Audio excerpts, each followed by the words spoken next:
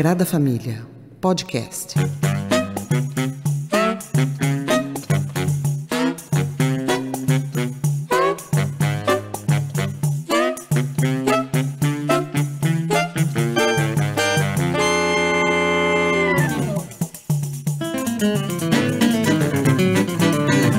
Olá, camaradas, bem-vindos a mais um podcast do Coletivo Sagrada Família. Novamente estou aqui com o camarada Cristiano José.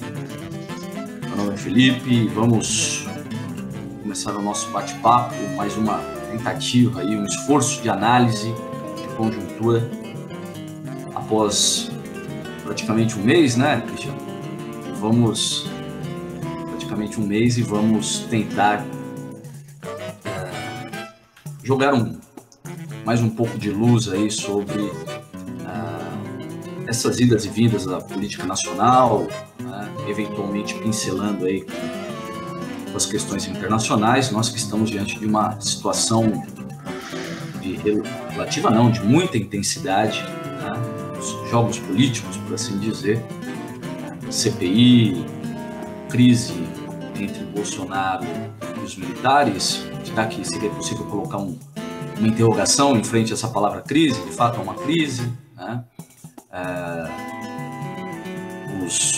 As declarações do PDT, né, e do Ciro Gomes a respeito do voto impresso. Então nós vamos conversar um pouco sobre isso e esperamos poder trazer algumas reflexões importantes para os camaradas. Caiu na cilada? Análise de conjuntura com os professores Cristiano José e Felipe Victor Lima.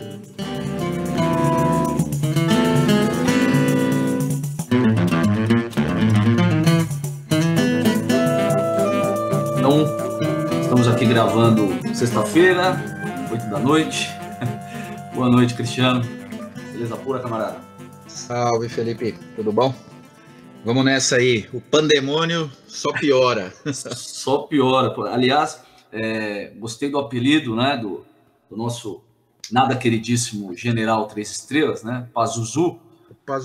Pazuzu é aquele demônio do filme O Exorcista, né? Demônio atrapalhado, né? Demônio mesopotâmico. O cara, como para lembrar a nossa entrevistada, doutora entrevistada essa semana, que me escapa o nome agora,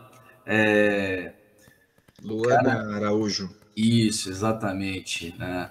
Esse rapaz aí, ele realmente promove uma desinformação, um verdadeiro desserviço, né? Tal qual o demônio lá no filme. Então vamos tratá-lo por esse nome, eu acho que é bem adequado, né? Pazuzu.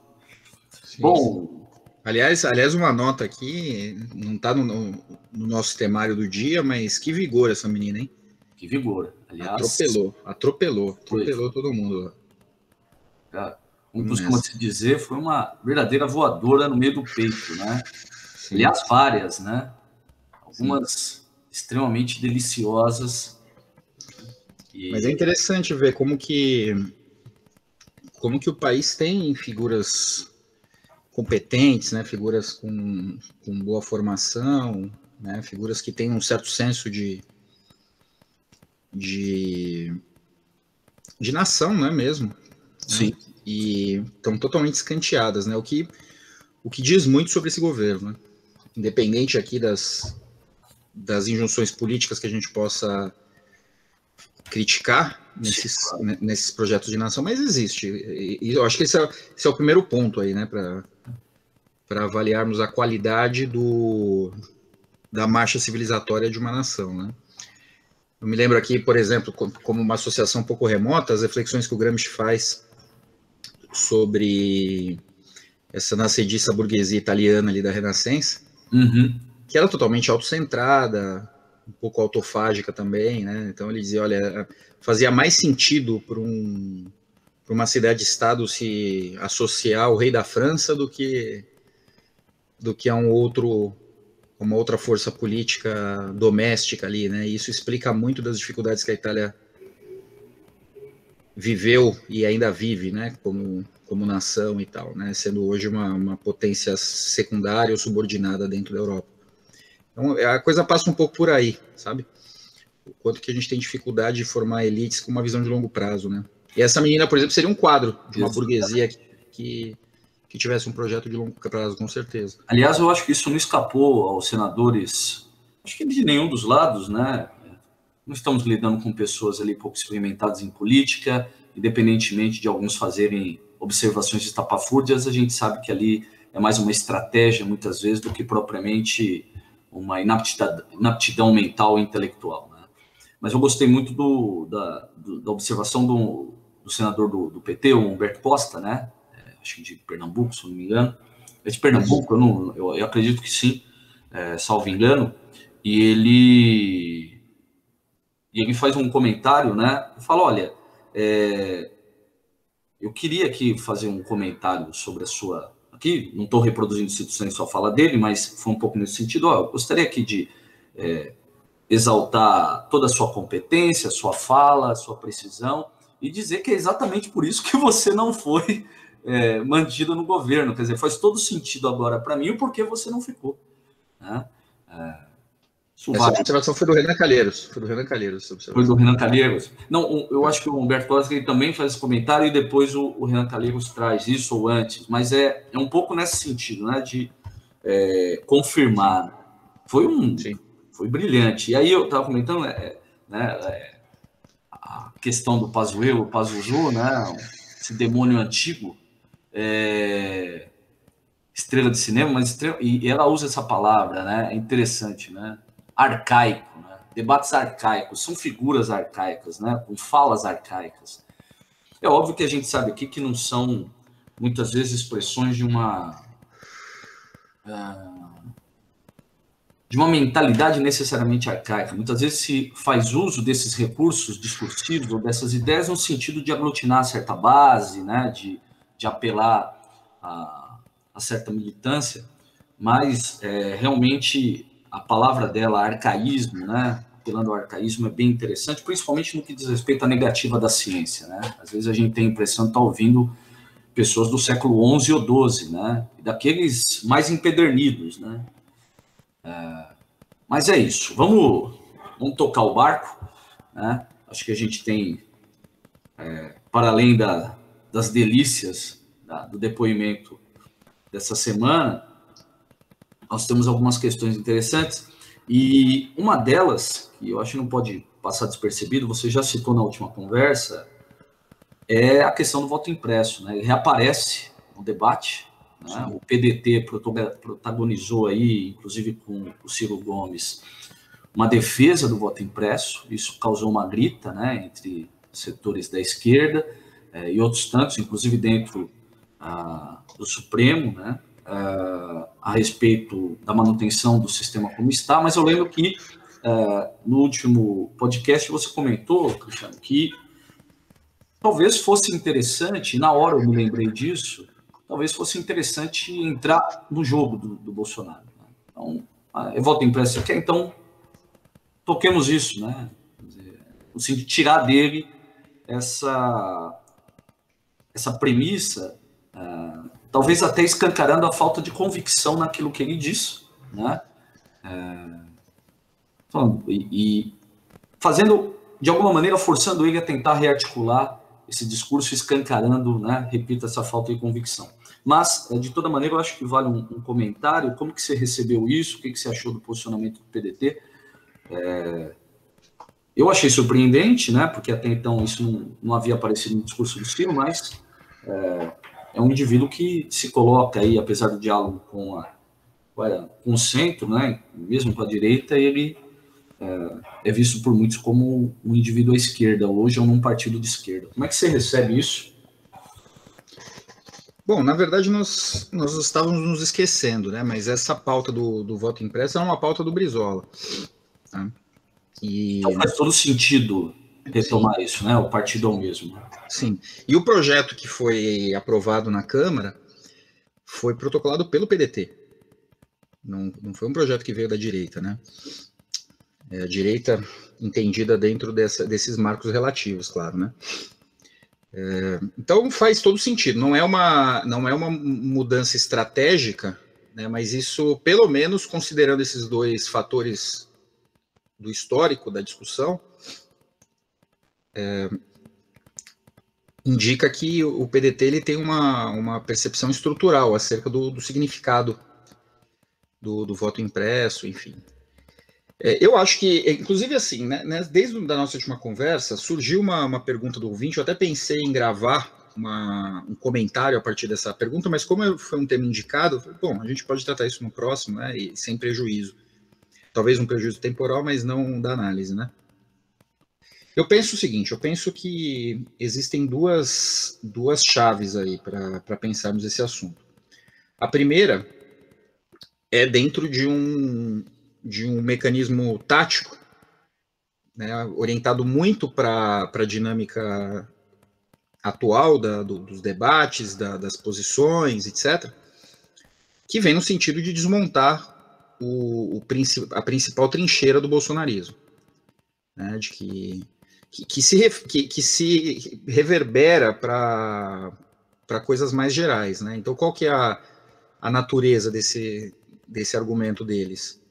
Bom, primeiro eles têm ali um ímpeto revolucionário, né? E apesar dos pudores de associação do bolsonarismo ao fascismo, eu acho que esse é um elemento de forte identificação, né? Esse ímpeto revolucionário da direita, né? E tal. Então, assim, dentro dessa epistemologia revolucionária, faz todo sentido esse combustível da desconfiança o tempo inteiro. E aí isso se dirige sempre nessa dinâmica conspiratória, né? Então, nada é imparcial, nada é sério, nada é institucionalizado, nada é objetivo, né? Tudo segue segundo a maré do interesse, do conchavo e tal. E o voto impresso, ele é talvez a ponta de lança mais afiada de toda essa retórica, de toda essa interpretação das coisas, né? De todo esse discurso. E desmontar essa ponta de lança é super importante. Então, o que eu tinha pensado, por exemplo, em construir, né, nesse comentário ao ouvinte, se dirigia mais ao Lula, na verdade, né? A sugestão ali é que o Lula encampasse de maneira agressiva, não uma concessão numa entrevistinha, mas que o PT se posicionasse vigorosamente, né? Queremos o voto impresso, né? E tentasse pautar isso no Congresso, viesse a mídia e fizesse campanha, né? Porque isso ia gerar uma pane cognitiva no bolsonarismo, né? Então, principalmente na militância, né? Sim, com certeza. Porque, quer dizer, dentro dessa lógica conspirativa, né, se agora o inimigo começa a apoiar, né, vale aquela lógica do 1984, você tem que rearticular todo o passado, né, para de alguma forma dizer, olha, nunca estivemos ao lado deles, essa pauta nunca foi nossa. Claro. E é uma estratégia que eles usam o tempo inteiro. Então, se você assiste com atenção os comentários, por exemplo, do Alexandre Garcia, do Caio Coppola, se você for desavisado, você vai achar que é um discurso de esquerda. Né? Você vai achar, não, né? Defesa do trabalhador, contra os magnatas. O próprio discurso do Olavo de Carvalho, né? O fascismo também era, lembremos disso. Sim. O conceito de meta capitalista, né, vem nessa direção, né? Então, e aí, só que isso vai cair onde, né? Isso não vai cair numa autonomia e numa organização populares, mas vai cair numa defesa do liberalismo no limite, né? Então, o Estado, ele é sócio desses grandes capitalistas no sentido de monopolizar a dinâmica econômica e, por conseguinte, por derivação, a dinâmica política, a dinâmica cultural e assim por diante, né? Destruindo aqueles sustentáculos de uma boa sociedade baseada no livre mercado, na família, na moral cristã e tudo mais. Então, é uma estratégia e a esquerda não consegue reagir, porque quando esse discurso é ativado, ele se conecta, né, muito facilmente com os anseios populares, e a esquerda, como nós já falamos aqui 1000 vezes, ela, no seu leitmotiv identitarista, ela fica funcionando dentro de abstrações que só fazem sentido para uma pequena burguesia que está preocupada com outras coisas, né? Bom, Então, eu acho que esse seria um caminho, né? Então, eu nem chamaria de um dispositivo estratégico, eu chamaria mais de um dispositivo tático, porque ele se refere a um aspecto bastante específico, né, do debate atual e tal. Agora, o outro sentido que eu vejo, e aí sim eu associo, não sei se do Ciro, né, mas do Brizola com certeza, é de pautar o voto impresso. Eu acho que isso também está na posição do Nildo Orix, né, de outros, do Rui Costa também, né, do camarada Rui Costa do PCO e tal, de derivar essa posição a partir de uma leitura da crítica da economia política, né, que aí é filosoficamente muito mais poderosa. Ou seja, você não vai achar, ou você não vai conceder ao Estado burguês a chancela de confiança para decidir um processo tão importante a partir de um voto de credibilidade, né? E esse é o ponto, é esse que dá vigor para o argumento do Bolsonaro. Qualquer pessoa que escuta com placidez as suas invectivas, né, vai reconhecer, vai concordar que não é possível você simplesmente acreditar que o TSE é probo e confiável e etc, etc, etc. Não existe nenhum elemento objetivo que sustente essa credibilidade, né? É só nós pensarmos, por exemplo, no próprio julgamento do TSE a respeito da chapa Bolsonaro-Mourão, né? E, de maneira semelhante, do julgamento da chapa Dilma Temer e qualquer outra coisa que seja possível pensar. Ou seja, os caras seguem a vaga do interesse, e isso é absolutamente evidente, como só é acontecer também com o STF. Nós já falamos aqui no encontro passado. E isso é interessante porque me traz de volta a ideia de armadilha, né? No último podcast usamos a imagem da cilada, né? Os camaradas que ouviram o podcast, de repente, ficaram tentados ali do que esses camaradas estão falando, né? E eu acho que novamente se configura essa ideia da cilada, né? O que estamos defendendo, afinal de contas, e no que isso dialoga com as nossas próprias convicções políticas. É o que você falou. Muitas vezes um instrumental teórico extremamente eficaz, como a economia política, está sendo simplesmente negligenciado, né? E as ditas convicções, né, as crenças, né, nessa pauta do Estado Democrático de Direito, né, que é um discurso que a burguesia gosta, ou as burguesias parecem gostar, frações dela, né, para a gente não trabalhar essa burguesia como um bloco unificado, mas frações importantes dela gostam de exaltar, e, de repente, na defesa dessas pautas, estarmos traindo justamente, né, os projetos, né, políticos que temos, né, os olhares que temos a respeito da sociedade. E me parece, mais uma vez, que se configura essa questão da armadilha. Quer dizer, e aí há um pudor nesse sentido de se criticar as instituições justamente para não se colocar do mesmo lado, né, ainda que isso seja uma leitura equivocada, porque as premissas são diferentes, mas não se colocar do mesmo lado dos bolsonaristas. Exato. Esse seu comentário é bem importante para a gente fazer a conexão desse assunto com o Pazuzu, né? Mas eu só vou... Eu acho que os camaradas que, independentemente das crenças ou não, fizessem um banho, né? Um banho de cheiro, fosse um padre, dar uma exorcizada, né? O tema aquele é meio carregado. Exato. Mas antes da gente deslizar para isso, tem uma nota aqui, embora pouco importante, mas é o seguinte: olha, quando se defende a urna eletrônica, né, o método em voga e tal, o argumento é pífio, né? É rápido, a gente fica sabendo à noite, né? Parece uma coisa meio de eu quero saber logo, né? Como se isso fosse mais importante do que ter confiança no sistema, sabe?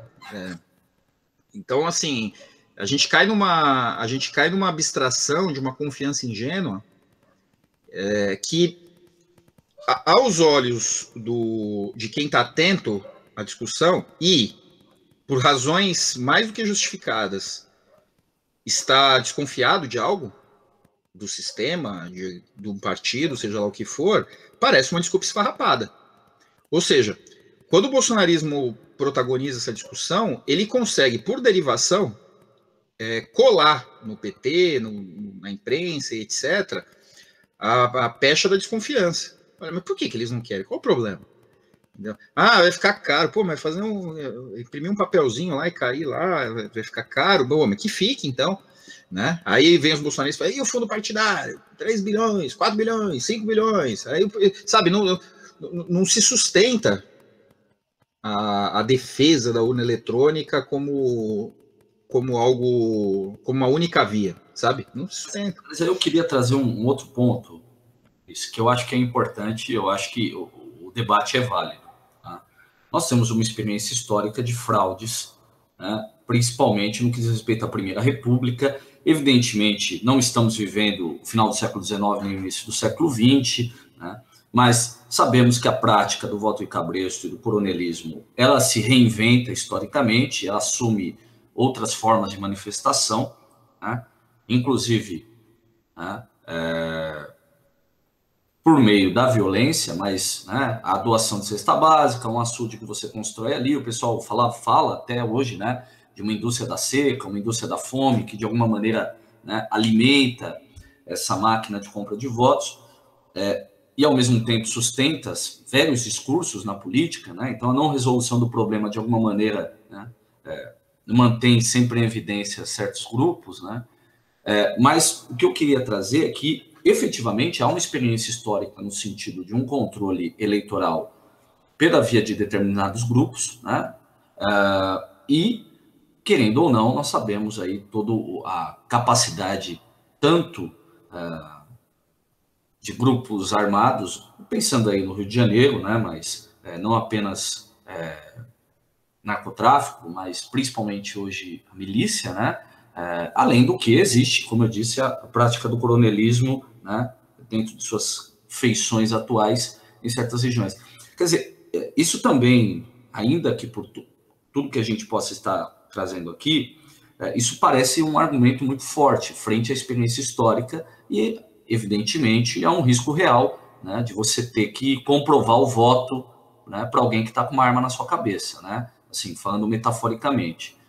Como que isso também se resolve? Porque esse tem sido o outro ponto, né, quer dizer, na sua cabeça, como que isso se resolve? Quer dizer, é um falso dilema ou esse dilema existe, mas há um outro caminho para nós pensarmos ele?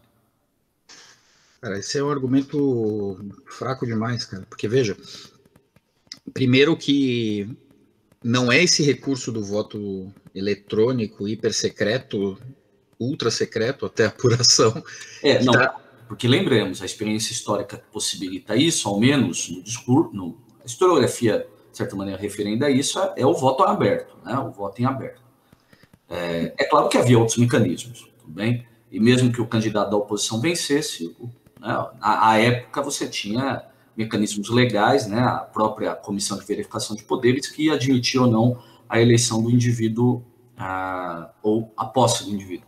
Agora, isso tem sido praticamente o carro-chefe, né, do debate. Não é a questão do valor, tem sido, de fato, a capacidade, dentro de um Brasil, aí eles usam o discurso da desigualdade, né, de você ter um controle por milícias, grupos armados, narcotráfico, inclusive grandes senhores, de controle desse voto. Mas você ia dizendo que é um argumento fraco. Desculpa. Sim, cara, é a coisa mais simples do mundo. É só a maquininha imprimir sem nome, sem CPF, e na frente ali exatamente o sujeito joga numa urna, né? Acabou. Mas ele pode mostrar, pode tirar uma foto, ele podia tirar foto da urna também. Sim. Entende?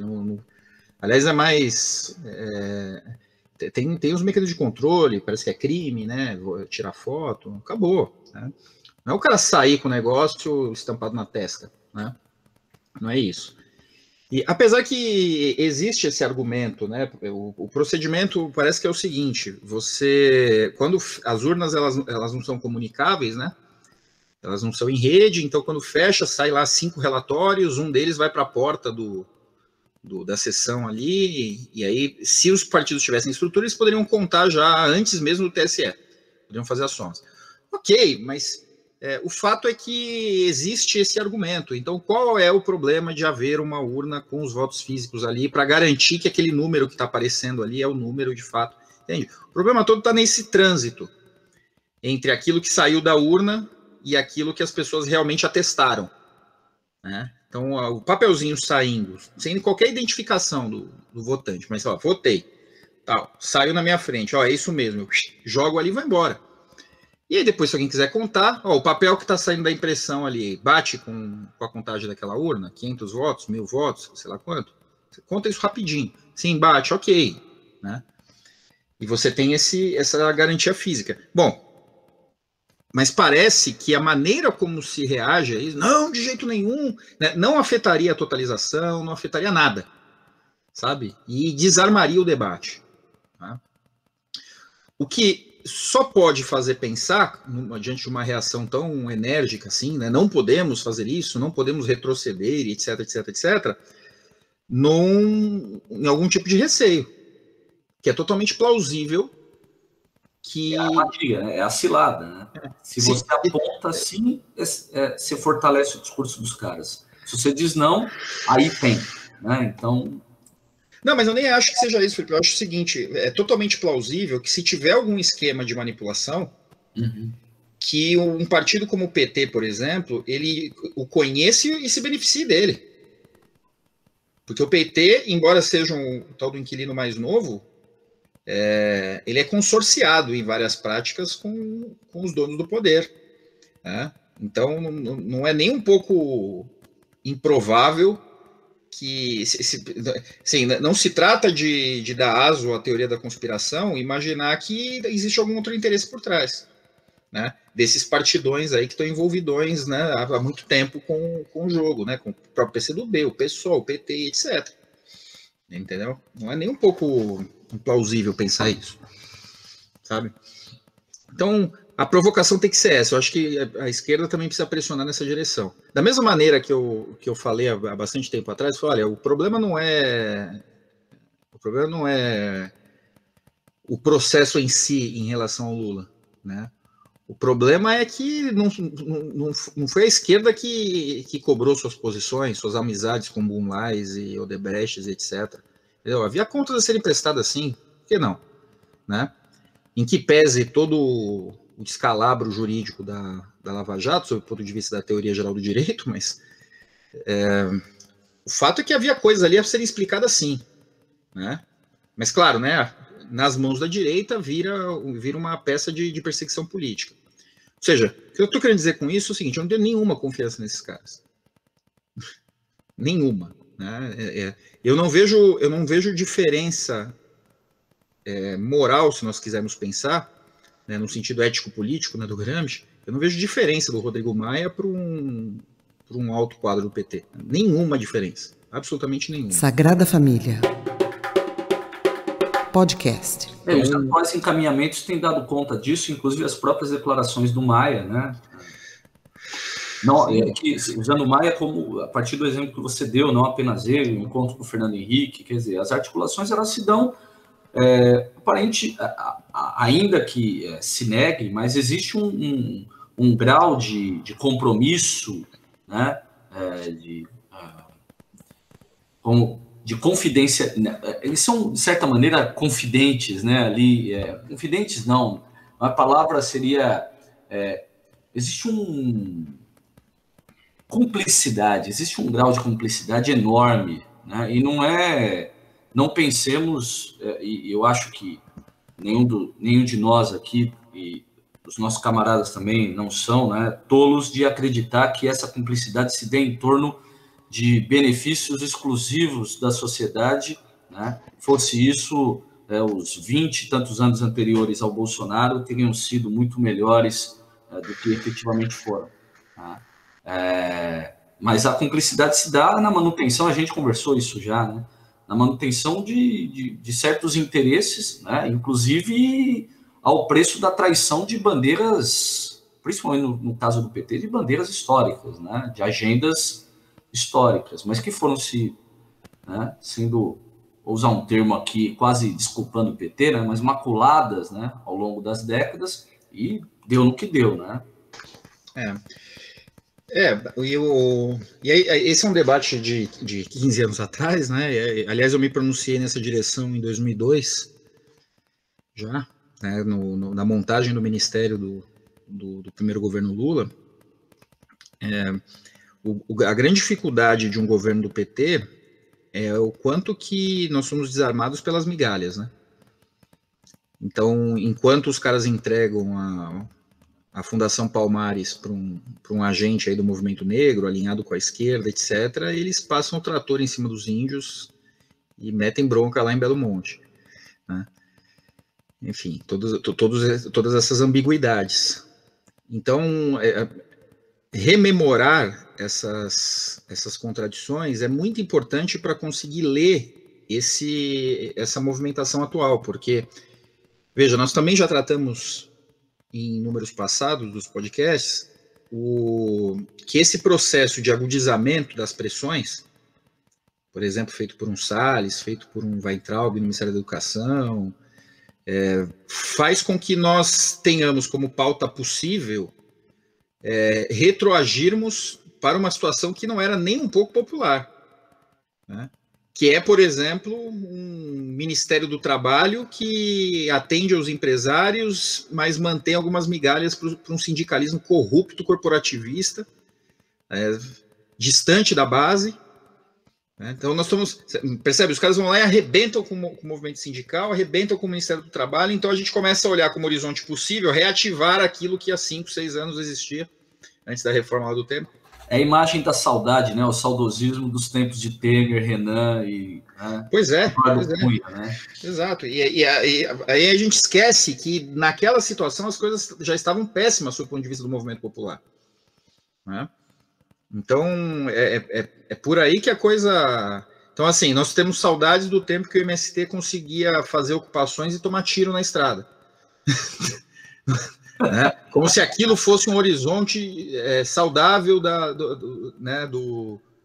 do desenvolvimento de uma política popular, etc. Não, aquela situação era péssima, né? Era uma pressão absurda.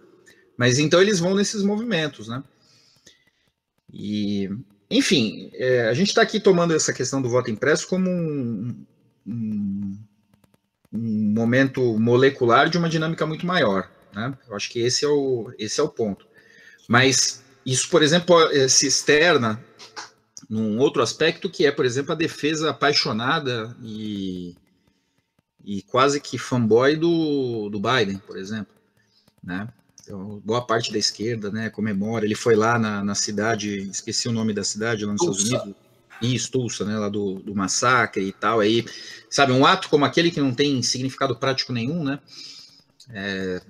Teve ali uma medida, né, uma medida econômica, aumentou de 10% para 15%, lá um incentivo para empreendedores negros e tal, mas não mexe em nada sob o ponto de vista da dinâmica da sociedade americana, né? Mas isso capitaliza uma reputação com a esquerda mundial enorme, né? Tem coisa mais eficiente que isso? Tem coisa mais tergiversadora do que isso? Não tem. E a respeito disso, Cris, vale lembrar que algumas ações do Biden têm apontado no sentido de uma continuidade, por exemplo, da política externa em relação à China, né? O que muitos encaram como uma possibilidade de aproximação, a gente até já citou isso, né, de aproximação aí com o governo brasileiro, recentemente aí a ordem de investigação, né, em relação às possíveis origens do vírus. Então o Biden resgata essa possibilidade de ser um vírus de laboratório, e aí isso causa um frenesi entre os bolsonaristas, né? Olha lá, tá vendo? Bom, é claro que isso é menos importante no que diz respeito à questão do vírus em si, né? O fato é que o vírus está aí, e a gente tem conversado, as pessoas estão morrendo, você citou numa conversa, as pessoas literalmente estão morrendo como baratas, né? Mas o fato é que, de alguma maneira, a política externa americana mantém-se alinhada, né, em alguma medida, com esse discurso conspiracionista, né, de certos setores políticos e, nesse caso, do governo brasileiro.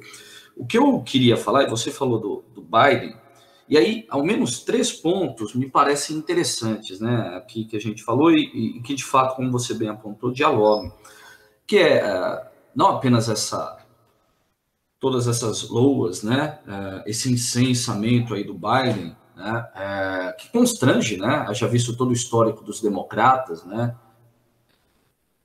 os homens da bomba, homens e mulheres da bomba, esse incensamento do Biden, essa crítica irredutível dos setores à esquerda à questão do voto impresso, a própria questão diante da questão do direito propriamente, né, da forma como tratada a questão do direito, né, principalmente em relação ao Lula, fazendo muitas vezes 2 pesos, 2 medidas, né, a respeito, quer dizer, ao mesmo tempo que se quer uma justiça para o Lula, dizendo que não houve isenção, né, na questão da Lava Jato, por outro lado, né, tenta escamotear todas as ilegalidades que esse governo praticou e as coisas não teriam surgido, não tivesse ocorrido. Aqui não se trata de querer dar justificativa para a direita ou não, mas o fato é que as coisas ocorreram, né? Você consegue observar outros pontos, né, que apontam essa armadilha, denunciam essa armadilha, antes da gente prosseguir? Eu acho que, assim, essa sua questão, ela nos leva, então, para o tal deslizamento que eu aludi há pouco. Como que os caras operam, né? Eles operam no sentido de fincar algumas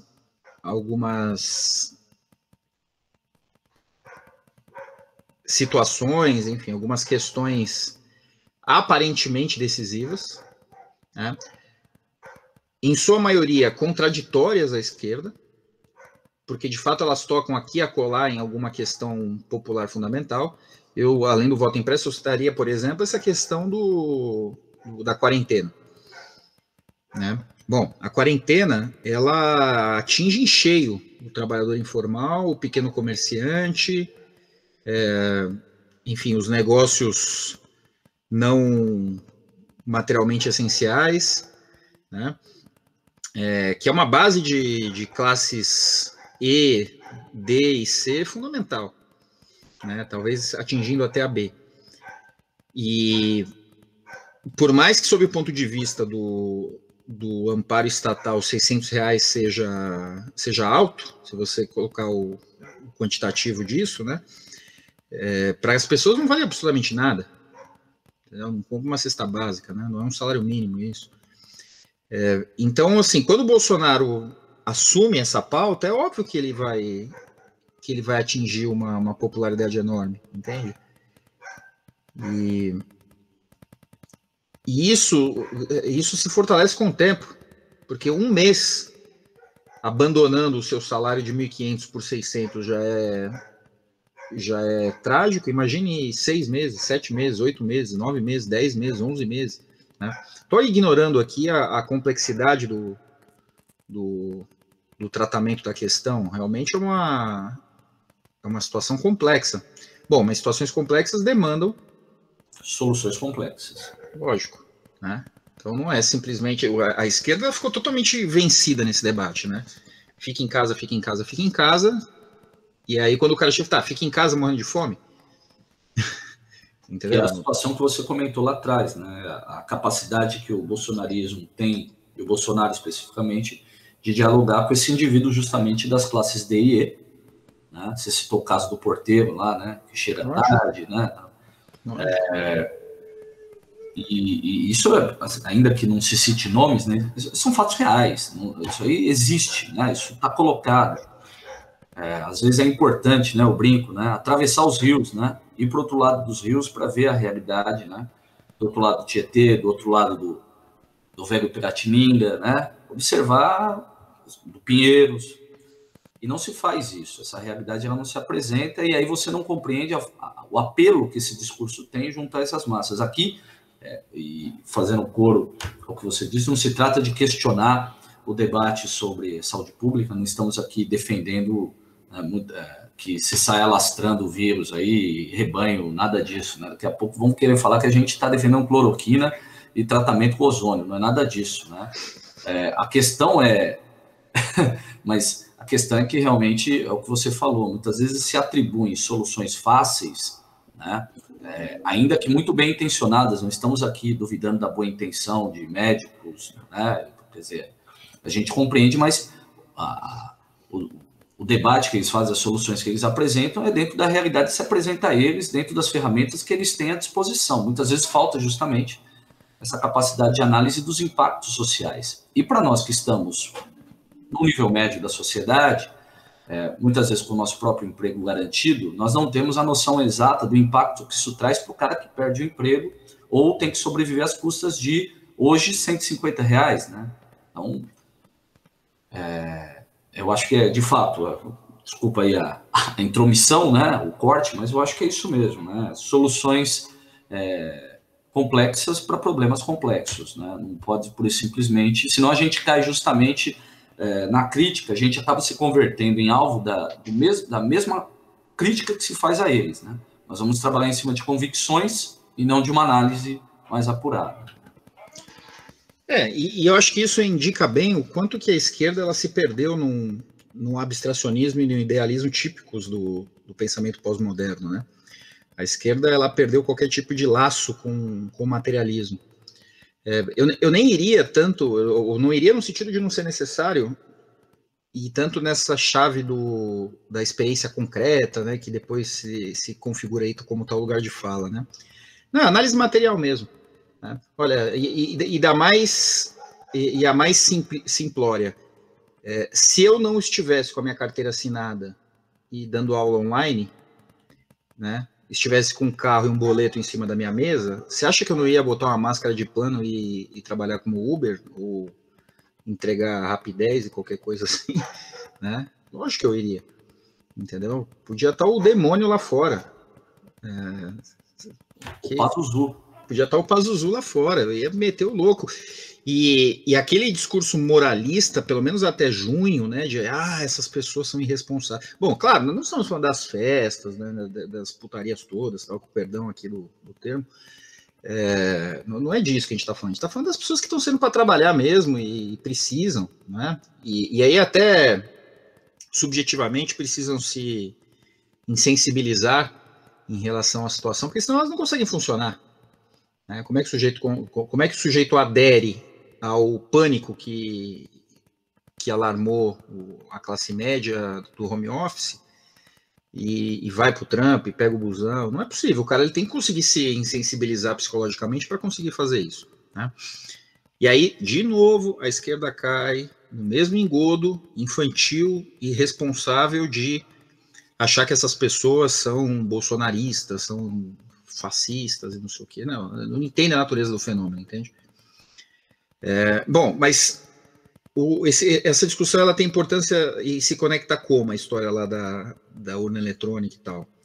Porque o bolsonarismo ele se tornou mestre em levantar esses debates que você não tem como vencer. Né? Então, assim, levanta da urna eletrônica, não tem como você vencer esse debate, não tem como você sair melhor dele. Né? Esse debate da quarentena, né? Então, não, fica em casa e tal. Bom, mas e aí, como? Não, isso aí não, cara, como você come, vai. Você não sabe que a gente vai para o retiro e vive de luz? Você pode fazer isso também. Né? No limite, se ironizando um pouco, é isso que a pequena burguesia está falando para a classe trabalhadora, né? Então o Bolsonaro ele é mestre em fazer isso. Ele vai lá no cercadinho, pauta a discussão, a esquerda toda corre ali para vencê-lo, uma vitória impossível, e aí ele sai mais forte. E aí ele sai mais forte, não que aquilo seja importante para ele, ele não está nem aí. Ele não está nem aí para voto eletrônico, para voto de papel, para se o pessoal está morrendo de fome ou não. Ele não está nem um pouco preocupado com isso. Ele está preocupado só em progredir. né? É só essa a preocupação dele. Ele está preocupado em avançar mais um passo, em avançar mais um passo. E esse passo vai em direção a quê? Né? Vai em direção à cristalização do seu estado de exceção. É isso, né? A gente tem que lembrar aqui do Agamben, né? Então, assim, numa condição em que o estado de bem-estar social, ele não somente não consegue dar conta de todos aqueles que estão sob a sua tutela, mas também precisa retirar um contingente importante de pessoas que seriam atendidas por ele, né? A gente está pensando aqui em Europa um pouco, né, na questão da redução dos direitos, mas no Brasil aqueles que seriam idealmente contemplados, né, numa marcha de progresso e tal. O estado de exceção, que era usado como exceção, né, como uma medida esporádica do Estado burguês para controlar situações de instabilidade, ele vai se tornando regra. Né? Então, o Bolsonaro está avançando exatamente no sentido de cristalização do estado de exceção sob sua administração. E aí que a gente entra, eu acho, na questão do Pazuzu, né? É isso que eu estava pensando. Aí eu acho que a gente entra na segunda parte. Eu acho que tem outras questões que seriam importantes a gente trabalhar ainda, mas acho que a gente não pode perder de vista. A gente está falando do general Pazuello, né? Mas aqui a gente vai tratá-lo como Pazuzu, né? O demônio, né? O demônio lá do Exorcista, né? Que aflige a garotinha, demônio antigo, né? Para lembrar, Luana Araújo, né? A nossa queridíssima doutora entrevistada lá na CPI, né? Demônio arcaico, né? Dos tempos da Terra plana. E é interessante pensar no Pazuzu, porque ele acabou se tornando protagonista de um movimento que, aos olhos, acho que não apenas da imprensa, da própria esquerda, e parece cada vez mais claro, né, a esquerda, mesmo a imprensa liberal, se tornou o centro de um debate que parece encaminhar cada vez mais, tornar mais tangível a possibilidade de um golpe, né? Mas é muito interessante pensar o golpe a partir dessa perspectiva da cristalização do estado de exceção que você traz, e ele acabou protagonizando isso porque, querendo ou não, ele comete um ato de indisciplina militar, né? Há uma pressão política, há uma pressão militar pela sua punição, e, por outro lado, nós temos aí o presidente da República não apenas passando pano, como lhe dando um cargo muito bem pago, diga-se de passagem, né? Como diria o Neto, né? Diga-se de passagem. E aí, ao ponto do nada saudoso Michel Temer, o temeroso, já que falamos de demônio, né? Nosso queridíssimo vampiro transilvânico, ele declarar que, de fato, né, encaminha-se a marcha do golpe. Está aí, né? Há um risco real de golpe, e Fernando Henrique e Lula novamente se manifestar a favor da defesa, né, das instituições democráticas e tudo mais, como já fizeram no encontro recente. Então, me parece, na hora que você foi falando, imediatamente eu pensei no Pazuzu, né? Mas eu sei que você tem coisas a dizer a respeito do demoninho. Aqui eu me lembro de uma passagem do Marx, eu não me recordo se isso agora está no Capital, eu acho que está no Capital, né? Que ele fala alguma coisa mais ou menos assim: os indivíduos aqui importam somente como suportes materiais de relações sociais e tal. Então, Bolsonaro, Lula, Pazuzu, nós não estamos nos referindo biograficamente às pessoas, porque elas importam pouco, né? Velho Barba tinha maneiras espetaculares, né, de definir as coisas. Exato. E, aliás, eu acho que eu até citei essa passagem naquele artigo que deu o pontapé inicial das nossas atividades da Sagrada Família. Eu acho que, não estou me lembrando agora, acho que eu citei naquele texto, né, do golpe, né, e tal. Ou no outro lá da missão Temer, lá, né, na época do impeachment. Bom, não importa. O importante aqui é que reconhecer essas figuras como meros suportes materiais de relações mais estáveis e ontologicamente relevantes, é importante porque elas vão passar. E esse é o pulo do gato do negócio, né? Elas passam e a marcha, a lógica do que está acontecendo permanece, né? Eu acho que esse é um elemento fundamental. Bom, aí eu falei do tal do deslizamento, né? Então, vejam,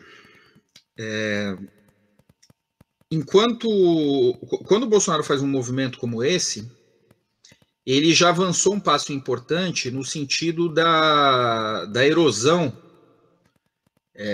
ou pelo menos do elemento que confere importância ao processo eleitoral, por exemplo.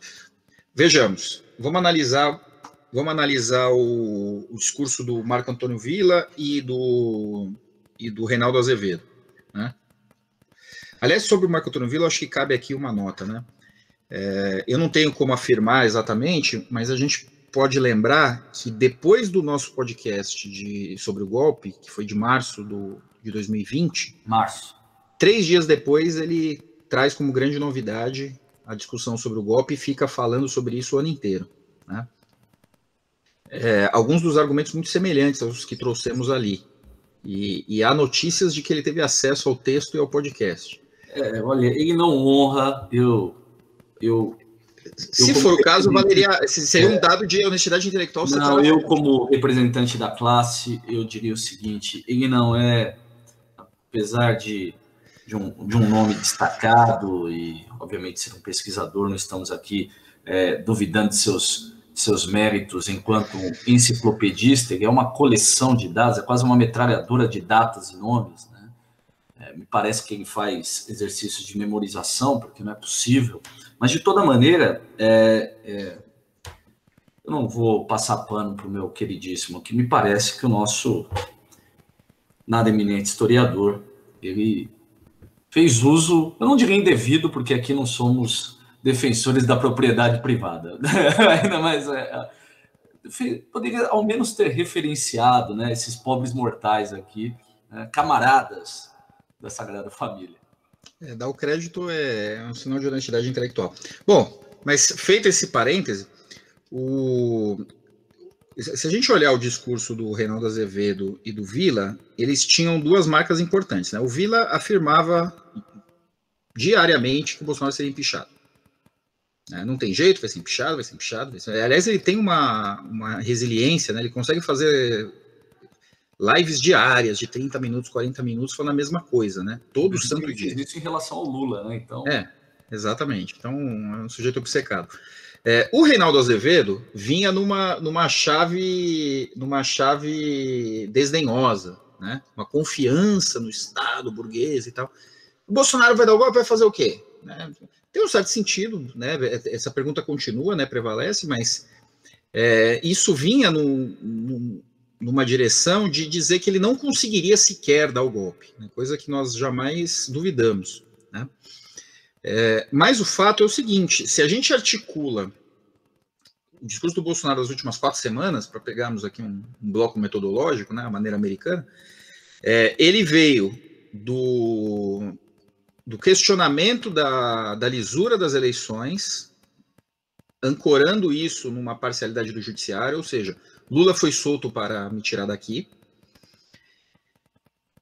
para um ponto em que ele expressou claramente que as Forças Armadas são capituladas às suas ordens, ao seu projeto, né? Então, ou seja, eu não sou somente um títere de um projeto maior, golpista e etc., mas eu sou um dos coordenadores desse processo e tenho uma posição aqui de mando, né? Ou seja, na hierarquia dos processos, né?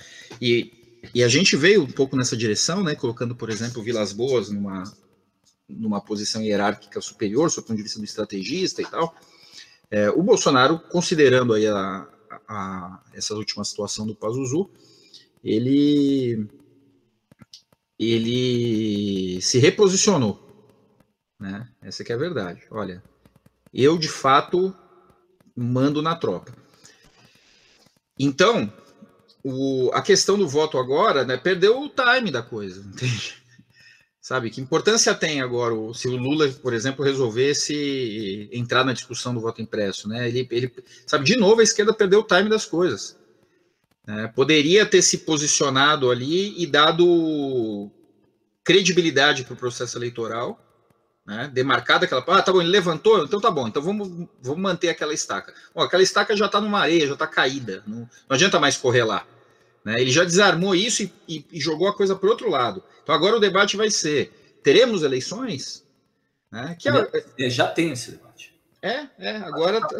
Sim, agora o Marco Turvia está dizendo que o golpe está acontecendo, aí vem o Temer, aí agora o Reinaldo Azevedo, e não sei o quê. Ou seja, e aí ele avança mais um passinho no sentido de agora nós queremos ter qualquer eleição. Né? A gente vai admitir até que ele mesmo ganhe. Né? Se não tiver tanque na rua, se não tiver censura, se não fecharem aqui a Sagrada Família, tá bom para nós. Né? Entende como que eles vão progredindo? Um pouco naquela ideia do Ministério do Trabalho, da CLT, ou seja, eles vão avançando desse jeito, eles levantam um debate totalmente inútil, as pessoas correm para esse debate, aí ele pula para outra coisa muito mais grave, e aí esse debate, não, deixa de lado, isso aqui fica do jeito que está mesmo, que agora a gente precisa cuidar porque vai vir um golpe. Né? E assim eles vão cristalizando o estado de exceção. Então vejam, se não houver um fechamento completo das instituições burguesas e tal, e aí rolar a eleição e Bolsonaro for reeleito, a esquerda vai achar que tudo bem. Não, ele foi reeleito e tal, então tudo bem, né? Não aconteceu um golpe, estamos no jogo ainda. E assim as coisas vão avançando de 4 em 4 anos. Aqui sim nós estamos nos marcos de um movimento estratégico mais geral. Né? E provavelmente o que vai acontecer agora? Aliás, isso já apareceu na live dele de ontem, né? Fazia tempo que eu não assistia, mas ontem eu liguei lá, consegui assistir por acho que 2 minutos e meio, mas foi o suficiente para perceber a tônica. Ele estava ali contando anedotas de punições militares. Sim. Ele citou inclusive uma de um colega dele, né? Na época que era coisa desse tipo, né? Exato. Então, agora ele vai passar um tempo, sei lá, uns dias, umas semanas, elevando o exército, dizendo que o exército tem autonomia, dizendo, né, se colocando ali, relembrando histórias de quando ele era ali um sujeito de baixa patente, né? E aí, enquanto isso, gesta-se a outra movimentação, que, aliás, provavelmente é a que determinou esses últimos eventos, que é a sua proximidade com as baixas patentes do exército e das polícias. Né? E aí é muito mais significativo o acontecimento lá de Pernambuco, nas manifestações, exatamente, do que propriamente se o Paulo Sérgio, lá, o comandante do Exército, deu lá uma advertência, alguma coisa para o Pazuello. Só um conduto pro... Isso é pouco. Porque é claro que especialmente nesse nível, pouco importa quais eram as punições possíveis. Olha só que situação que nós estamos. Se o Pazuello fosse reformado, né, o que ia acontecer com ele? Ele ia virar um Braga Neto. Um sujeito que ia ter a mesma reputação, porque, cara, tanto faz se o cara tá na ativa ou tá na reserva, ele é general do mesmo jeito. Sabe, ele tem a reputação e os privilégios que... Aliás, é até melhor, né? Inclusive o salário. Exatamente. O salário, a reputação é a mesma, só que ele não tem que ficar indo lá pro meio do mato, lá, tomar picada de mosquito de... Que não é a praia dele. 10 centímetros. Isso, né? Não se fala de Pazuello, é um burocrata. Exato. Mas assim, não mudaria nada. Essa seria a punição. Uma advertência. Né? A única coisa que realmente é humilhar o cara é pegar uma prisão, mas ninguém vai prender general. Não faz nenhum sentido, sabe? Você prende cabo, soldado, general você não prende. Então... mas a esquerda está lá, né, achando que a moralização do Brasil depende de uma cartinha do comandante do Exército por um general, que, sabe, não tem uma relevância. E uma armadilha aí, né? De certa maneira, isso já está claro. Há uma expectativa de que o Exército se mobilize para derrubar o presidente. Pois é, cara, isso aí é uma loucura completa. Quer dizer, isso tá no ar. Sim. Aí é o escândalo total, né? Não, o cúmulo da ingenuidade, e aí isso aparece às vezes, né? Os caras falam, né, lá como diria o Rômulo Maia, né, o Brasil 171, né, isso aparece eventualmente ali, né? Bom, mas se eles pensarem bem, no tempo do Lula, eles eram muito bem tratados, né? Quase que uma diquinha, sabe, um correio elegante político, né? Pô, por que vocês não derrubam o Bolsonaro que os está a humilhar e banca o Lula de volta, sabe? Essa é a solução, né? Não entende que os caras foram agentes do processo inteiro, entendeu? Os caras estão metidos nisso até o último fio de cabelo. É uma ingenuidade política enorme, absolutamente flagrante. E aí que eu volto para aquela questão que eu coloquei logo no começo, se de fato é possível a gente falar de uma crise entre o Exército e o governo. Eu não diria uma crise entre o Exército e o governo. O que eu diria é que, nesse momento, nós estamos assistindo à resolução de uma crise de hegemonia no interior do Exército entre um grupo que preferiria manter as aparências do estado de exceção, né? E aí eu estou me referindo a Santos Cruz, ao Rego Barros, ao próprio Mourão, né? E etc, etc, etc. E um grupo que não faz nenhuma questão de manter essas aparências e gosta, inclusive, tem um certo prazer em impor autoridade às claras, né? Então, assim, o grupo do Santos Cruz e tal é um grupo mais sutil, né? Claro que eles pensam da mesma maneira, eles têm o mesmo projeto político, mas esse grupo mais, que nós chamaríamos de moderados, né? Talvez a Sorbonne atual. De novo? De novo. Esse termo já apareceu lá atrás, né? Já. Do Exército. Já. Mas então, talvez esse grupo aí, essa Sorbonne atualizada, meu Deus do céu, primeiro como tragédia, depois como farsa, né? Eu diria que tá mais para... Bom, eu não vou citar nome de universidade aqui para não pegar mal, mas vamos falar de uma... Tá mais para uma unisquina, né? Mas o velho, é incrível como é que o velho Barba, ele não morre. Essa é uma farsa das boas, né? Ele tá sempre aí. Mas assim, o projeto político é o mesmo, mas os caras prefeririam manter um bom diálogo com a imprensa pequeno-burguesa paulista, né, com os Mesquita, né, com os Frias e tal, né, com os Marinho, enquanto que o outro grupo tem um certo prazer em se impor, né, e tal, andar de helicóptero em cima de manifestação, esse tipo de coisa, né. Bom, seja como for, não é por ali que algum tipo de projeto popular vai encontrar algum refúgio, algum amparo, né? Então, eu acho que essas coisas estão bem dadas. O que significa dizer que apostar num arranjo, num diálogo possível com essa gente é o caminho para o fracasso. E, de novo, eu acho que as coisas progridem para ou de fato para um recrudescimento, mas eu não acho que isso vai ser necessário, mas um fortalecimento dentro aí dessas instituições esboroadas, né, machucadas e tal, que vão significar uma chancela nas próximas eleições dentro do processo e tal, desse grupo que consegue controlar. Não que não haja resistências internas, né? Mas não sei se elas são fortes o suficiente. Eu acho que a CPI é um elemento, né, de dissonância dentro dessa estrutura de poder. Não sei o quanto que ela tem de potencial político para de fato incomodar. Alguns grupos dentro da PF, como foi o caso ali da denúncia ao Salles, né? A própria questão internacional, né? Eu acho que isso também não está muito claro, né? Eu acho que é um ponto também, considerando os alinhamentos, né, históricos que o Exército tem. Ontem apareceu para mim aqui, por conta dessas sugestões dos algoritmos, uma live eu nunca vi esse sujeito na minha vida, mas é um desses influenciadores bolsonaristas de baixa patente, né? Não sei se de uma São os vídeos que você anda assistindo, por isso que isso daí aparece para você. Exato. Eu não sei se é um baixa patente de uma polícia, mas desses lugares assim, né? Lá de Santa Catarina, do interior, sei lá de onde.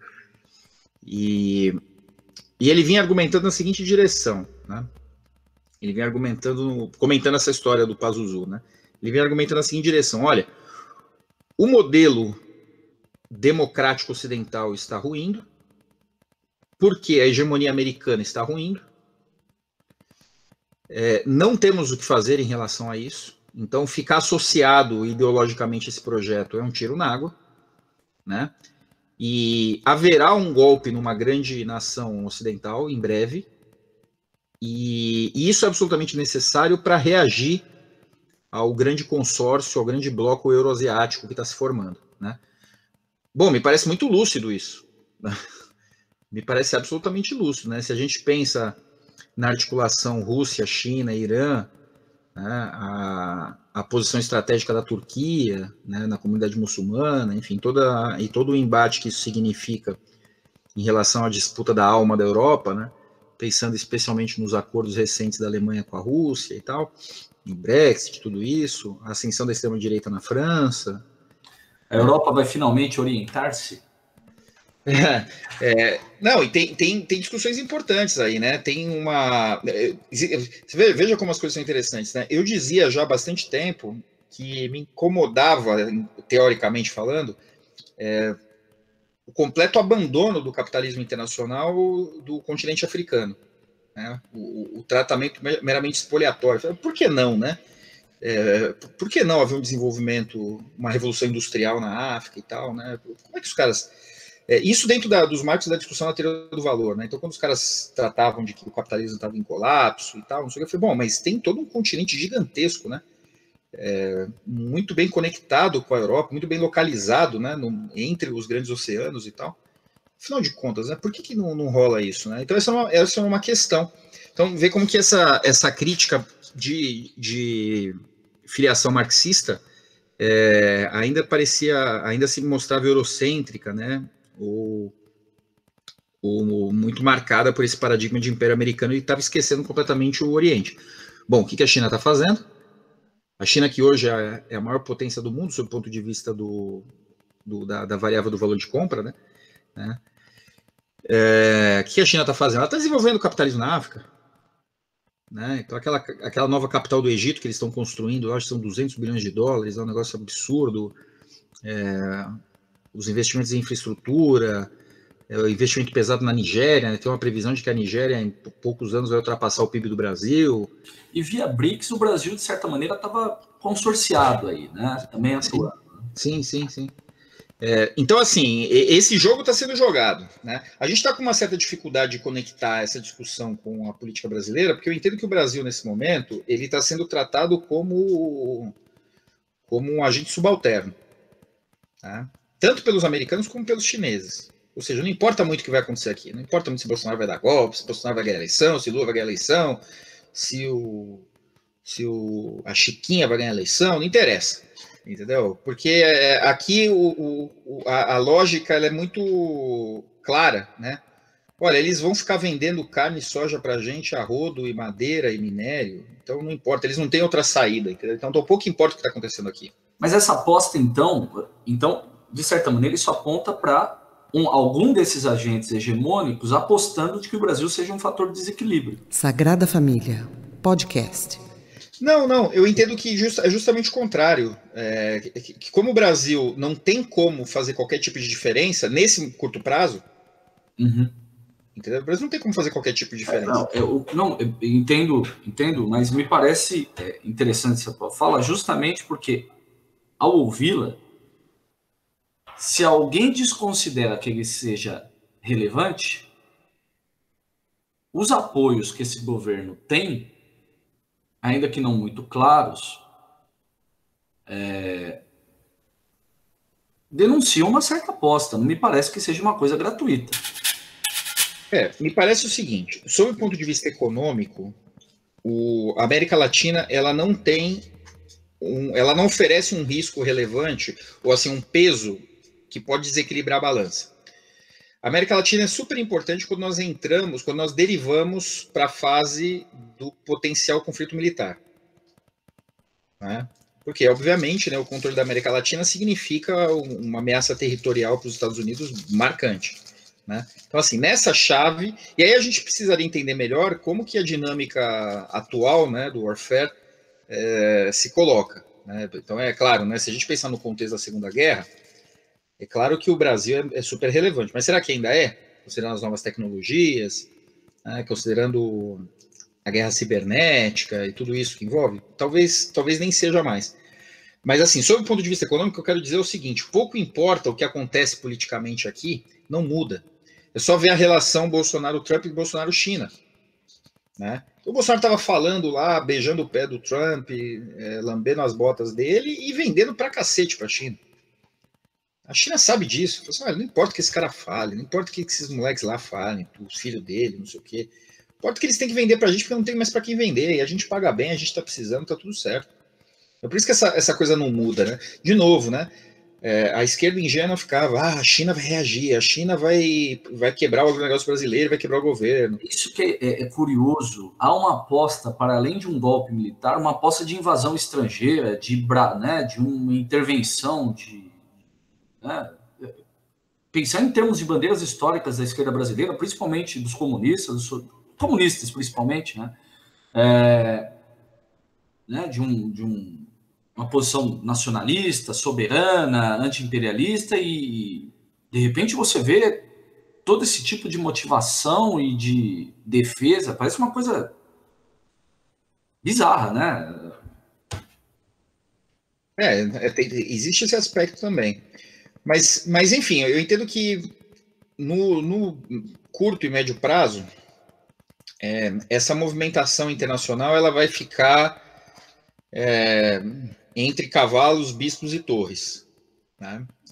Os peões, eles deixa cair aqui, deixa cair ali, não importa muito, mas a partir ali, provavelmente de 2030, talvez antes, talvez um pouco depois, aí sim, aí eu acho que esse jogo vai estar mais claro, e aí os fatores de influência vão ser mais determinantes. Eu entendo que nesse momento, russos e chineses estão mais interessados em Oriente Médio, né, e Europa, fundamentalmente.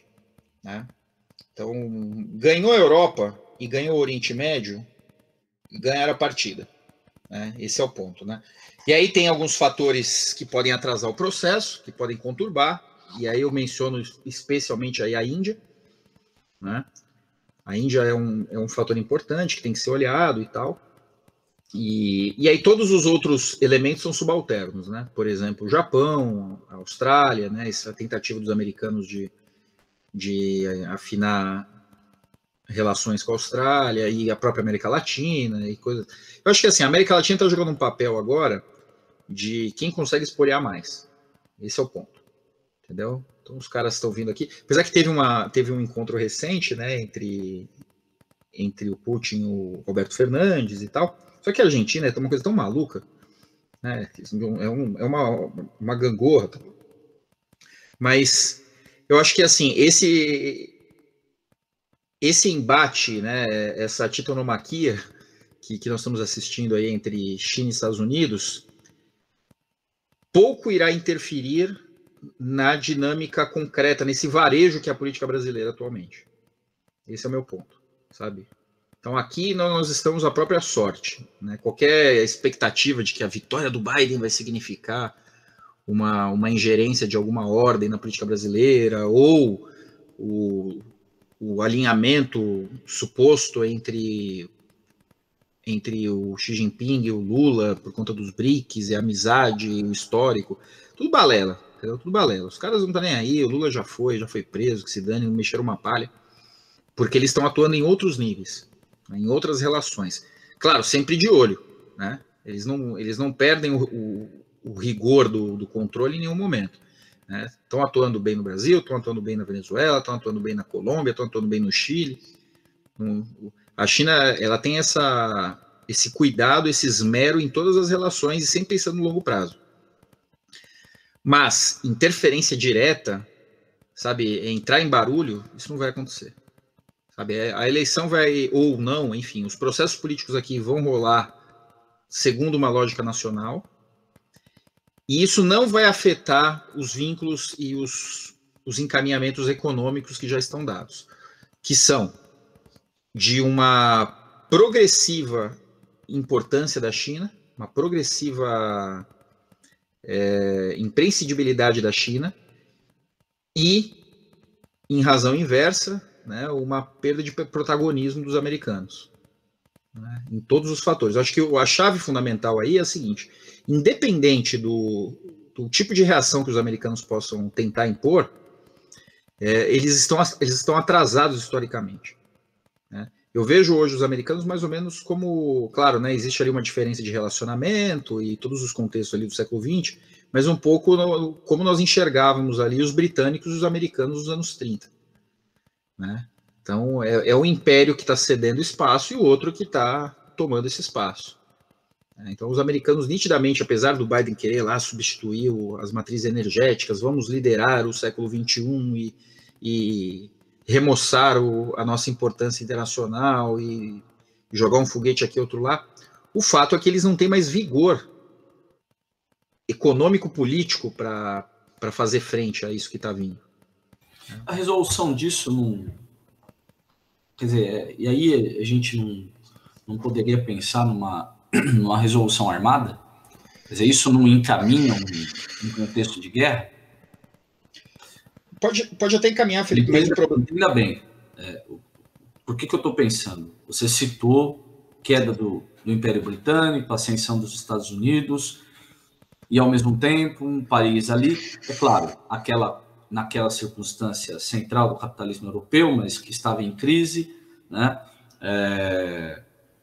Mutilado politicamente por conta dos tratados de Versalhes e toda a ascensão, né, de uma liderança autoritária, né?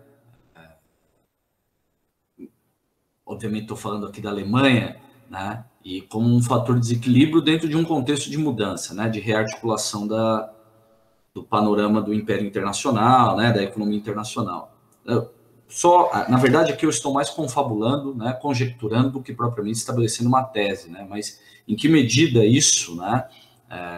Não poderia efetivamente, na impossibilidade de se dar dentro de outros termos, né? Isso não poderia desencadear um conflito. Quer dizer, a gente sabe que diplomaticamente isso tem sido, né, amenizado, arrefecido, mas, né? Mas aí eu acho que essa lógica, né, que eu chamaria ele de uma lógica cartaginense, né? Ou seja, você tem um confronto das potências e uma aniquila a outra, né? De certa maneira, eu acho que essa lógica acaba ali em 45. Né? Então, os caras conseguiram subjugar a Alemanha completamente, tal, etc. Note, depois de 45, isso não aconteceu mais. Os americanos não conseguiram desativar a Revolução Cubana, não conseguiram desativar a Coreia do Norte, não conseguiram desativar o Vietnã, o Irã, não conseguiram, vejam, sob o ponto de vista da sua importância territorial, a invasão do Iraque e do Afeganistão serão lidos historicamente no futuro como o início do fim da hegemonia americana no Oriente Médio. Você está dizendo... tá, ok. 2003, 2004, né? 2002, 2004. Tá. Entende? Certamente essa vai ser a leitura, né? Os americanos, qual é o resultado prático do Iraque, né? Tudo bem, tem um ganho no varejo, tal, os caras reconstruíram o país, tal, mas o ganho no Iraque é um alinhamento do governo iraquiano com o governo iraniano. Os xiitas ascenderam ao poder, né? Sem falar no Império Islâmico, no Estado Islâmico, né? No Vietnã, os talibãs estão tomando as posições de volta agora, os americanos estão tirando as suas tropas, né? Estão ficando lá com uma milícia clandestina lá e tal, mas obviamente derrotados, depois de não sei quantos trilhões que eles gastaram naquelas operações para absolutamente nada, né? Tudo bem, nada relativamente, né? Estar no Afeganistão é sempre importante historicamente, porque ali eles estão... eles têm uma posição importante ali, mas estão saindo. E o que se assiste nesse momento é um fortalecimento justamente da presença chinesa, da presença russa, a sua aliança com o Irã.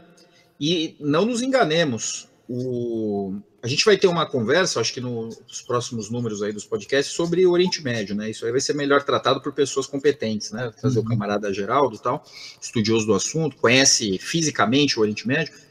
Mas eu indicaria aqui, como propedêutico essa discussão, que as alianças que os americanos têm dentro do Oriente Médio, eu citaria especialmente ali a Arábia Saudita, é uma aliança extremamente conjuntural.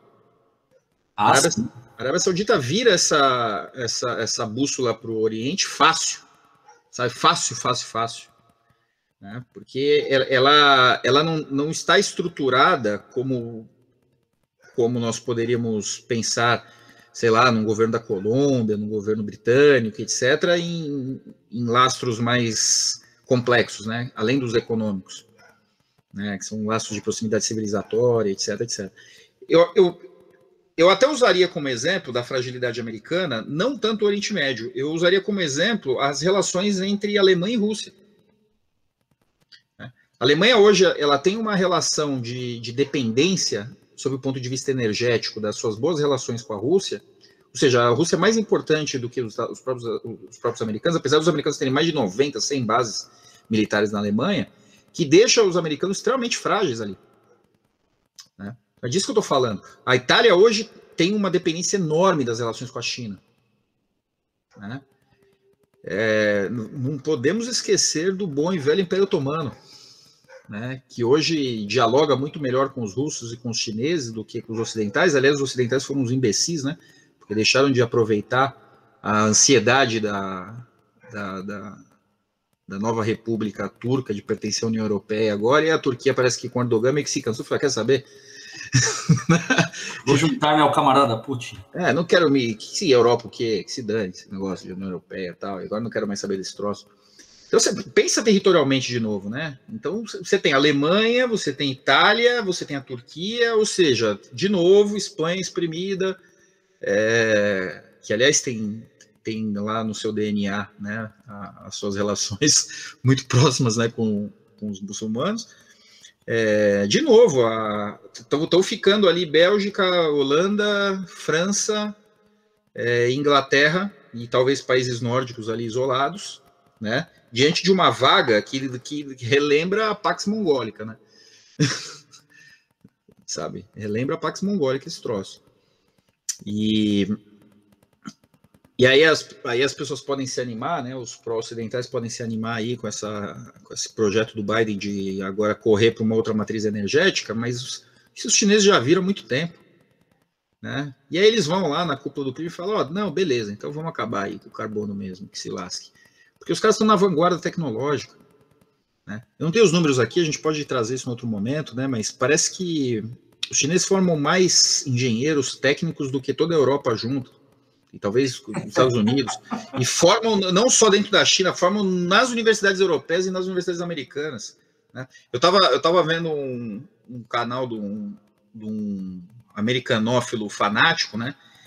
Ele estava lá resmungando, estava dizendo o seguinte, que hoje, nas grandes universidades americanas, os próprios americanos não conseguem mais entrar, porque dentro dessa meritocracia financeira do acesso à universidade americana, os chineses vêm com mais dinheiro e eles ocupam as melhores posições. Daqui a pouco os caras vão estar dando aula, velho, em Harvard. Daqui a pouco eles vão estar coordenando as pós-graduações dos caras, entendeu? É uma parada muito forte, historicamente. Então, eu acho que é nesse domínio aí que as coisas estão avançando. Né? E aí, para retornarmos aqui ao início do nosso papo, eu acho que a nossa política fica nesse varejinho aqui, que em algum momento vai se conectar nessa questão mais geral, né? Mas a América Latina, por uma série de razões, ela vai ficar ainda numa terceira fase dos movimentos todos. Né? Talvez nós nem vejamos isso. Sagrada Família. Podcast.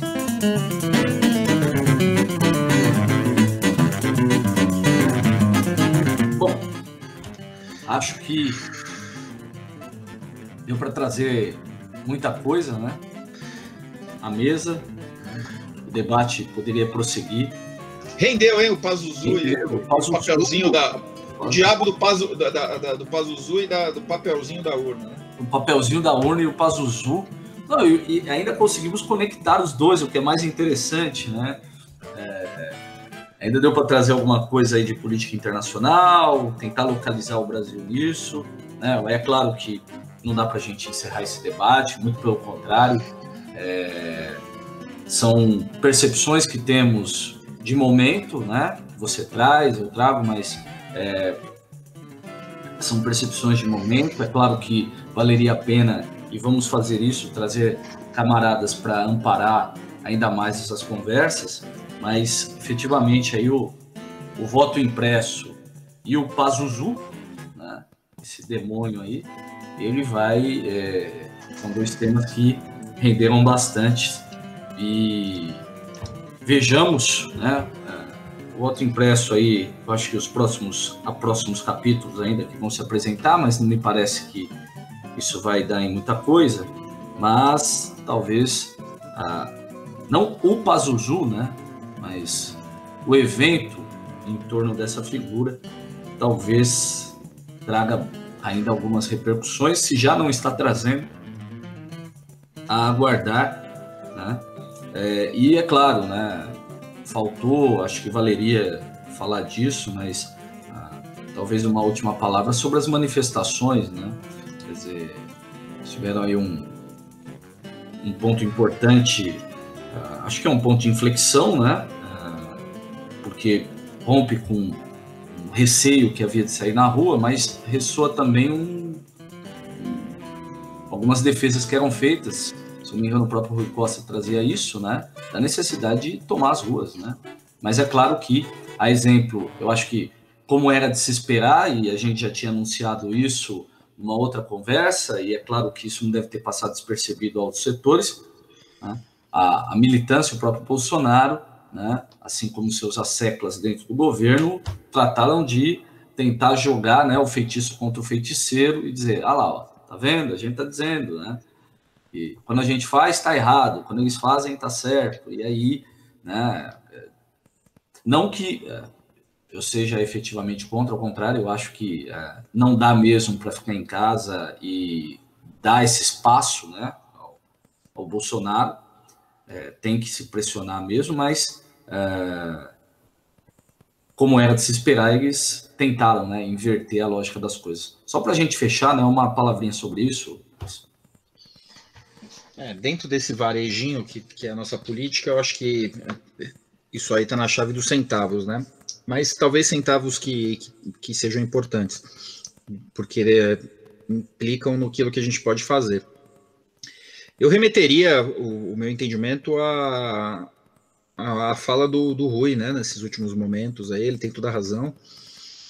Não dá para deixar as ruas para o sujeito, né? Até porque, se a gente pensar sob o ponto de vista da estratégia política popular possível, né, ela passa por uma dinâmica de acúmulo. E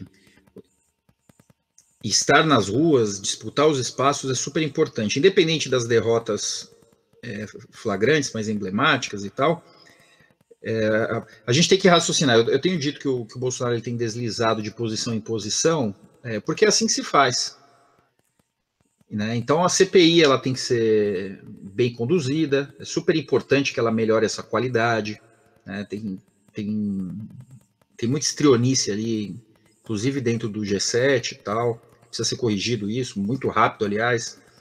Essas manifestações também são um capítulo. Mesmo algumas movimentações institucionais, como o processo da PF sobre o Salles, tudo isso é super importante, né, dentro desse varejo. Mas eu lembraria aqui, eu remeteria aqui a um argumento do Rui Costa, que eu achei muito pedagógico, que é a hipocrisia das lideranças sindicais de pregar o fique em casa enquanto o proletariado está dentro do busão. Né? O sindicalista ele não deixa de ser proletário. Tudo bem, ele está lá na burocracia do sindicato dos químicos, lá dos metalúrgicos, dos bancários, mas ele está ali por um mandato. Se o trabalhador, se o metalúrgico, se o químico está no busão, ele também tem que estar na rua. Não faz sentido ele fazer home office com seu salário lá de 10, 15 pau, enquanto o povo está morrendo aí. Não faz o menor sentido. Mutantes, vamos pensar na liderança do movimento popular, né, do MTST, né, os caras, o povão que está acampado, está aglomerado dentro do barraco de lona, está indo para a rua, está pegando lixo, está pegando papelão, está cortando a mão na caçamba, né, está se infectando, está morrendo por aí sem ar. Então não faz nenhum sentido esse dirigente, não que isso tenha aparecido no movimento popular, eu não vi, mas somente estendendo aqui o argumento do Rui, esse movimento tem que estar na rua mesmo, né? Então, ok, é por aí mesmo. E eu indicaria também ali, só que eu acho que isso é uma conversa que a gente pode ter num outro número, para não estender demais, claro. Esse grevismo, né, por exemplo, dos docentes da escola pública, enquanto a molecada está sem aula há 2 anos, cara. Entendeu? E não se trata simplesmente de voltar para a sala de aula no momento anterior, mas usar o espaço da escola como lugar de agitação política, lugar de formação, né, lugar de acolhimento. Né? Essas crianças tinham que estar indo lá pelo menos para comer, sabe? Pelo menos para ter uma roda de conversa, pelo menos para viver politicamente o que está acontecendo. A gente está numa quadra histórica determinante, numa conjuntura de potencial revolucionário. E o professor simplesmente fala, não, eu vou ficar aqui quarentenado 2 anos, enquanto essa molecada... Cadê meu aluno? Meu aluno tá lá pirando pipa, isso não é possível. Né? E no hiato que a escola gera, né, nessa formação, muitas vezes, ou que possibilita, né, esse ato, muitas vezes esse vazio ele é coberto justamente... Lógico. Lógico, entendeu? Daqui a pouco o pastor cai para dentro da igreja, se é que já não caiu. Né? Daqui a pouco o bolsonarista cai para dentro da igreja. Né? Daqui a pouco os caras... Ele tá fazendo isso, ele pega a moto dele lá e vai para a favela. Ele tá indo para a favela de sábado e domingo. Sabe? Então os caras não percebem esse tipo de coisa. O quão importante é a dominação, a ocupação de espaço, a disputa pelo espaço. Então, assim, essas estratégias equivocadas, dentro sempre dessa chave pequeno-burguesa e tal, é impensável, é inadmissível. Então, o argumento do Rui vem muito nessa direção. Olha, o povo está lá morrendo. Você, como liderança política, vai ficar no gabinete, né, na chave do fica em casa e etc. Vocês estão loucos. Então, quando ele chamou o ato do 1º de maio, veio nessa direção. E foi a única e importante contraposição ao bolsonarismo que, leia-se, saiu às ruas no 1º de maio. Data histórica para a classe trabalhadora. Isso é. Data histórica. Os caras foram para a rua. Então, pelo amor de Deus, né? Bom, vamos deixar esse tema e ele tem que ficar realmente aí na nossa antena, né? Para o próximo podcast, que a gente espera não tarde. E agradecendo a audiência, a paciência dos nossos camaradas, né, das perguntas, sugestões e críticas que surgem, né, as provocações que são feitas e a gente, na medida do possível, traz aqui no nosso tempo. Valeu, Cris. Tamo junto. Valeu. Elucidativo. E a gente vai encerrando aqui, agradecendo mais uma vez e aguardando vocês para uma próxima. Aquele abraço. Boa sorte para todos. Até mais. Valeu, um abraço.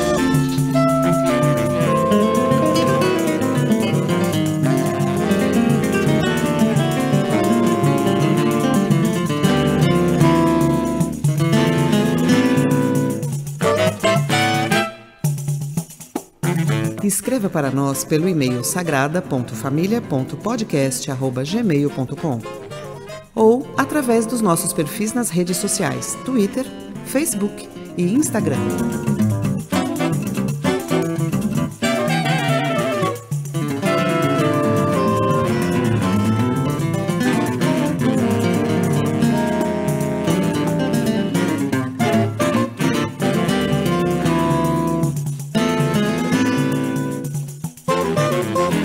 Sagrada Família, podcast.